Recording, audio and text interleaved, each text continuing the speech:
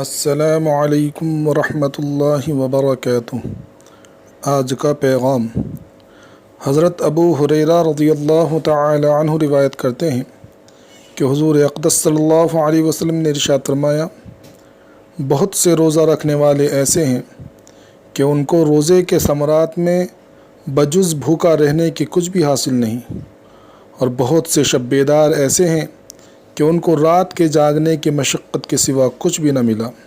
فائدہ: علماء کی اس حدیث میں چند اقوال ہیں۔ اول یہ کہ اس سے وہ شخص مراد ہے جو دن بھر روزہ رکھ کر حرام مال سے افطار کرتا ہے کہ جتنا ثواب روزہ رکھنے کا ہوا تھا اس سے زیادہ گناہ حرام مال کھانے کا ہو گیا، اور دن بھر بھوکا رہنے کے سوا کچھ نہ ملا۔ دوسرا یہ کہ وہ شخص مراد ہے جو روزہ رکھتا ہے لیکن غیبت میں مبتلا رہتا ہے۔ تیسرا قول یہ ہے کہ روزے کے اندر گناہ وغیرہ سے بچتا نہیں۔ نبی کریم صلی اللہ علیہ وسلم کے ارشادات جامع ہوتے ہیں، یہ صورتیں اس میں داخل ہیں اور ان کے علاوہ بھی۔ اسی طرح جاگنے کا حال ہے کہ رات بھر شب بیداری کی مگر تفریحاً تھوڑی سی غیبت یا اور کوئی حماقت بھی کر لی تو وہ سارا جاگنا بیکار ہو گیا۔